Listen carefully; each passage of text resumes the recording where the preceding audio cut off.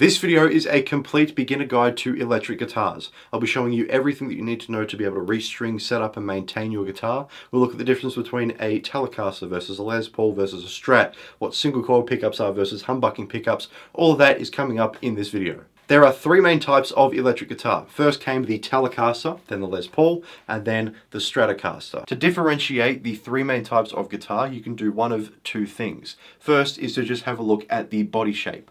On your Telecaster, you have a thin body in terms of this way, and you've got one little chunk of wood there and a singular cutout there so you can reach higher up on the neck. A Les Paul kind of looks like this, but it's a little bit fatter. So it has that one cutout, chunk of wood here, but it's a little bit more rounded. The Stratocaster, on the other hand, is thinner like the Telecaster, but it instead has got two cutouts. The second thing that you can do is to just look at the electronics on the guitar. So with a Telecaster, because it came first, it's a little bit simpler, in which case we've only got one volume and one tone knob, a three-way selector switch, and then two pickups, which are single coils because they're nice and thin. If they're a little bit fatter, where we've got two single coils combined, you have then got a humbucking pickup. So on a Les Paul, you've got two humbuckers and also an extra volume and an extra tone knob. On a Stratocaster, you have basically this, except an extra pickup right there, which means you've now got a five-way selector switch, and then also an extra tone knob as well. All of that we will compare later on in the video. For now, let's focus on the Telecaster. The first thing that we're going to look at in this video is quite simply how to clean and condition your fretboard, and then how to restring the guitar, which I'll be showing you on both the Telecaster and the Stratocaster first, and then the Les Paul at a later stage, simply because the Telecaster and the Stratocaster are basically the exact same. If we get a close-up look on the bridge of the electric guitar, so here is your bridge right next to your bridge pickup, you will see these six things here that the strings will be going through. These are called saddles, and we will look at these again later on in the video when we talk about intonation. Flipping the guitar over, you will see these six metal holes. Now the Telecaster and the Stratocaster have got a through body bridge design, which just simply means that you put the strings through the body of the guitar, then out through the saddles, across the guitar, and then into the tuning pegs around the headstock, which looks like this. Here we have our six tuning pegs. Obviously tuning peg number one is missing string number one, my high E string, which is obviously one of the reasons that I'm making this video, because I need to restring my guitars. There's multiple different variations of tuning peg. Mine here have got a slit versus my Stratocaster, which has got a hole. Either way, you'll need to feed them through. You also have these things called locking tuners, which basically just clamp the string in its place, and then you can wind everything up. But regardless of what type of tuning peg that you have, the process will be the exact same when we get to this end of the guitar. But let's go back to the other end. Because I want to clean and condition the fretboard of this guitar, I'm just going to remove all the strings at the exact same time. Now some people recommend not doing that because of tension physics and whatever, might cause the action and the intonation of the guitar to go out of whack a little bit, but because I know how to fix those problems, I feel safe enough to be able to just cut all these off at the same time. So realistically, I'd probably recommend just going one at a time, but for my instance, I'm just going to cut them all off. The first thing that I recommend that you do is to just loosen off all the strings to lower the tension that they are causing on the neck, so that when you cut them, they don't whip you in the face, which hurts. And I can tell you that from experience. That fretboard is full of dead skin and dirt and grime. The strings are even worse. So let's just cut these off as quick as possible.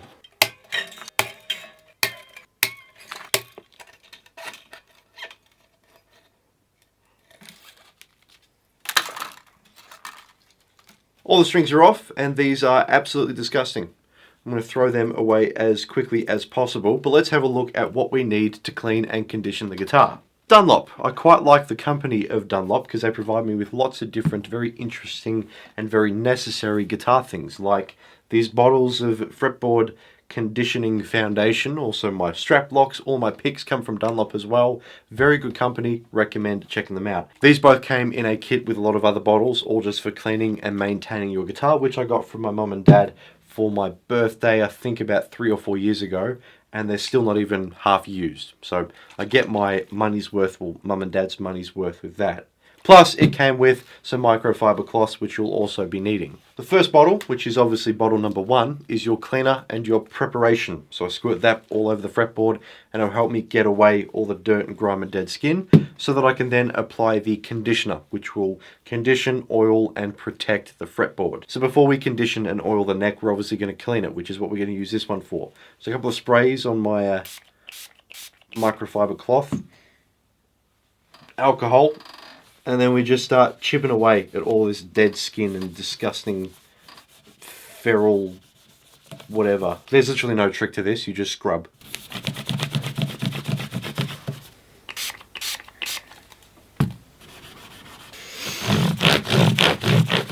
Once you're pretty sure that you've gotten everything off, just go to a different section of your cloth and just wipe away any excess of that alcohol chemical concentration that's now all over the wood of your fretboard. And as we kind of let that dry, find yourself a grey lead pencil. The granite that is used in a grey lead pencil can be a really good lubricant, which is helpful for us because we can draw in these little slits here on the nut, which allow there to be less friction on the string as it travels in through here to the tuning pegs, which means that we can have longer and better sustain. Now that the fretboard is nice and clean and we've applied some lubricant in the nut, we're going to switch over here and use the deep conditioner and guitar oil. With some bottles of oil, you may need to just drip it onto a microfiber cloth and then just wipe everything down with that. But with this, all I need to do is apply a little bit of pressure to the fret and then out it comes. Let it sit for 30 seconds or something and then just use your microfiber cloth and just massage all that oil into the fretboard. Alright, there we go. As we let that sort of dry and set, if you will, let's talk about strings. The lower the gauge of strings, so something like 9s and 10s, the thinner the strings will be. And something like 11s and 12s are a lot thicker. This here is a set of 9 gauge strings, where the high E string is going to be 9, that works through to 9, 11, 16, 24, 32, and then 42 for your low E string. That's what they look like. These, on the other hand, are 11 gauge strings. So you've got 11 all the way through to 48. And then you've got, for example, Stevie Ray Vaughan, who played like a hybrid of 13 and 12 gauge strings or something ridiculous, just really big, thick strings. And he played so frequently with those thick strings that his calluses would rip off, and then he would glue them back to his fingers for the rest of the show. So that's a little fact about Stevie Ray Vaughan. I will be making a video specifically dedicated to Stevie Ray Vaughan, SRV, who in my opinion is probably the greatest guitar player to ever live. On all of my main guitars, so basically everything in this room, I want to switch over to 11 gauge strings. I played 9s when I first started, and then I moved up to 10s, and 10s were okay, but I have a heavy attack with my right hand. I really lay into the strings with my picking hand, and because of that, I feel like I'd be better off having the thicker gauge strings. There's usually 2 ways to restring your guitar. As we talked about before, we have got your through body design. So I'll need to feed each of those strings through these holes, and then like I said before, up through the saddles and then around into the tuning pegs. As we were taking off the strings, we talked about the through body design on the Tele and the Stratocaster as well. So all we'll need to do here is thread each of the strings through this hole and then out through the saddles over to the tuning peg. On a Les Paul, we have got a fixed bridge, so we'll just put the strings in through there and they won't go through the body. But let's get the strings on here. Some sets of strings might be color coded, but with these, they will tell you the exact sizes. So 11 for your high E, and then you got your B, G, D, A, and then your low E, which I would like to start with. So all I'm going to do, grab your string. We have 2 different ends for the string. The ball here is going to be for the saddle end, for the bridge, to make sure it doesn't pull through, and then this will be connected up to your tuning pegs. So thread this side in first. Hold the guitar up like that, find the low E string, thread it through and kind of shimmy it around, and then eventually you'll find the saddle. Pull that all the way through. Now that we have cleaned and conditioned the fretboard and cleaned up the guitar, we can now move on to the most difficult part about restringing a guitar, which is to wind the strings around the tuning peg. To restring a guitar with these tuning pegs, where we have the slit through the top of them, all we're going to do is grab the end of our string and feed it through the top of the tuning peg, which will find a hole. put the string through the hole and bend the string back in place, and then wind up as per usual, which we can do right now. So I've done my low E string just for reference. Let's now move over to the A string. So I'll grab this, pull it down the other end of the guitar, and then I'm going to find the tuning peg and sit the string inside of it. Now what I'm going to do is count up 1, 2 tuning pegs, and then trim off all this extra wire. Let me run through that once more. Find the tuning peg that you will be connecting the string to, and then count up another 1, 2, maybe 2.5 tuning pegs, and then trim the excess string, just so you got less string to worry about having to wind up. Then what we'll do with these tuning pegs is I'll make this tuning peg straight, and then, as I said before, we're going to grab the string, put it through the top of the tuning peg, push it into the hole, bend the string into place, and now what I'll do is put it into the nut and then apply some downwards pressure and start winding up the string. So we counted roughly 2.5 tuning pegs of extra distance for the string. We then put the tip of the string into the top of the tuning peg through to the hole, and then we applied some downwards pressure so that as we wound up the string, it kept pushing. It sort of adds there, and then the new one wraps around, pushes that one up, the new one wraps around, pushes that one up, and just keeps everything nice and tidy, and we have got this constant downwards tension there with the string, which is exactly what we want. We're obviously not going to tune to pitch, we're just going to get them relatively nice and tight. So let's run through all of that again, once more with this D string. So again, we grab your string, pull it through to the tuning peg, count an extra 1, 2, cut the excess string off. So that's the tuning peg that's going in. I've counted 1, 2, plus a little bit more. I now put the tip of the string in through the top of the tuning peg, push that in place, and then pull it tight into where it's supposed to be positioned on the nut, and then start pushing down with your finger, which will keep that constant downwards pressure as we now tune up the string.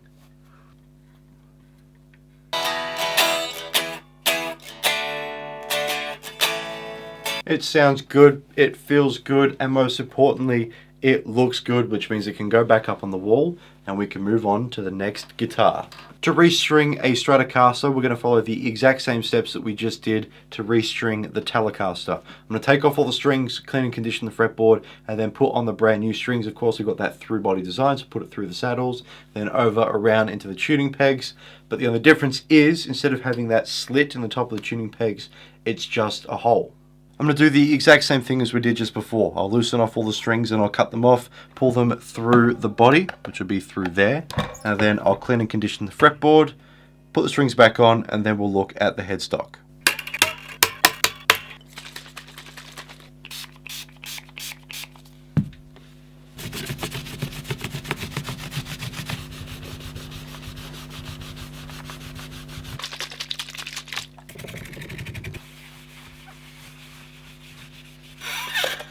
Just as we did before, I'm going to grab the string, pull it all the way down, and then match it up to the first tuning peg.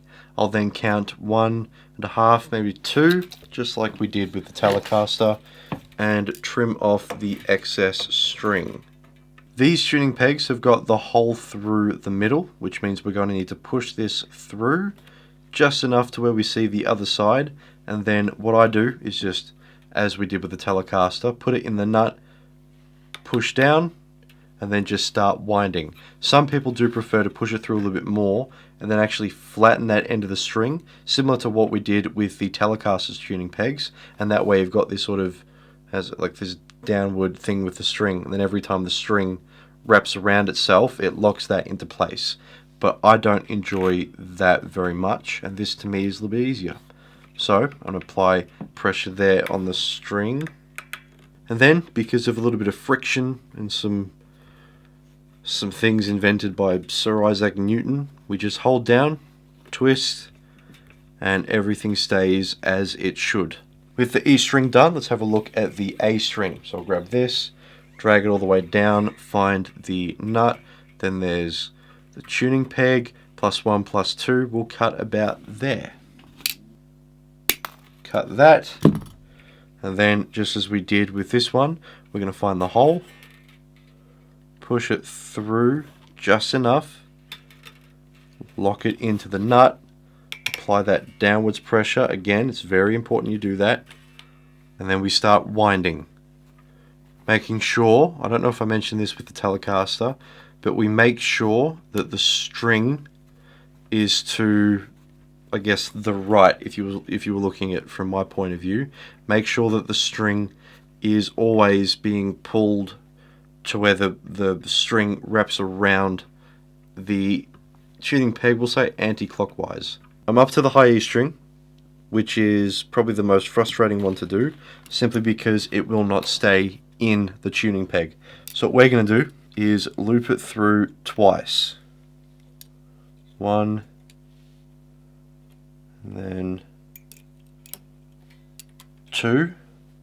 I'm going to grab that and then tighten the other bit. So that's nice and tight. I'm now able to hold that down, keeping that downward pressure that I keep talking about, wind up, and then the Strat will be done as well. The Les Paul is probably the easiest guitar to restring because you don't have to worry about going through the body because you have your fixed bridge. The only thing that we really need to worry about is making sure that we put the strings on in a certain order, which won't actually affect anything. It's just a smarter way to do things. So your fixed bridge, that bit comes off. The only thing keeping this attached to the guitar is the string tension. So if I was to lift up the guitar, it just falls right out. Alright, all the strings are off. Time to clean and condition the neck.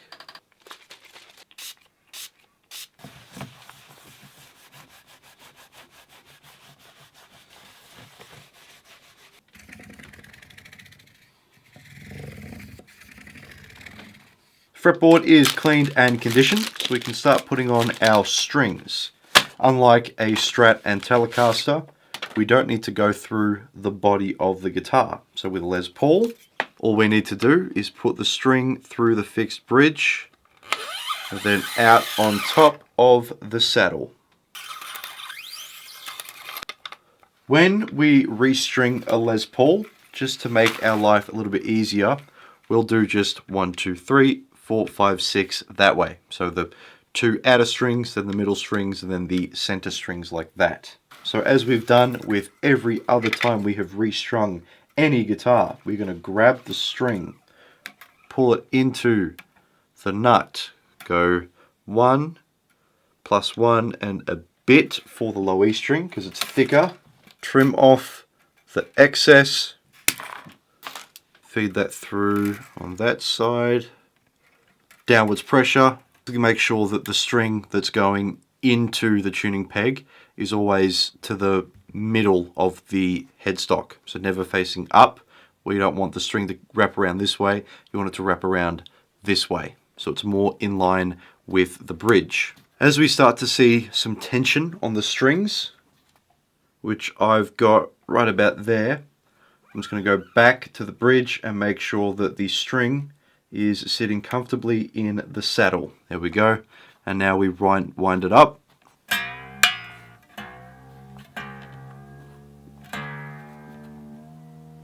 Hopefully you just heard the string go up in pitch and then it quickly went down. It got a little bit flat, then it came back up, went flat again, then went really flat, and now we're at whatever pitch that is. I've got no idea what that note is. I don't have perfect pitch. The reason that it dropped down in pitch is just because the string over here was working out where it wanted to be wounded appropriately. And because we kept doing that downwards pressure, the string, as it gets wound up, is going underneath the string that is already wound up, if that makes sense. So you've got this part of the string that's already wound up, this part keeps wrapping underneath it and pushing that up to the top, which keeps everything nice and tidy. So there's a low E string, next we'll do the A string, pull that up, we find our tuning peg, +1, plus a little bit more than before because it's now the A string, so it's a little bit thinner, but it's still a thicker string than the others.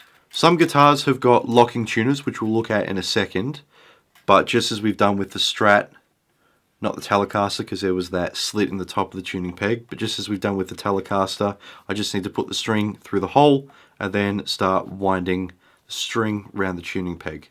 To restring a guitar with locking tuners, we're going to follow the exact same steps that we have for the Les Paul, the Strat, and the Telecaster without the locking tuners. The only difference is we need to loosen them off first. On the underside of the headstock and the tuning pegs, we have got your locking tuner. So we're going to undo every single one of those. Obviously not all the way, just enough to where we have got room to fit the strings. Then if we turn it back around, grab our low E to start. As per usual, we will put the string through the tuning peg, just enough, and then we can lock the tuner. Here you'll see the difference between the locked tuner and then the currently unlocked tuner. You can see the height difference there. So I've tightened that up, and now this string is officially locked in place. Next, we pull that over to the nut, apply that downwards pressure, and then just start winding. We have officially restrung the three main types of electric guitar, being the Les Paul, the Stratocaster, and the Telecaster. What we're going to do now is have a look at my Ibanez, which is not only the guitar that needs most work.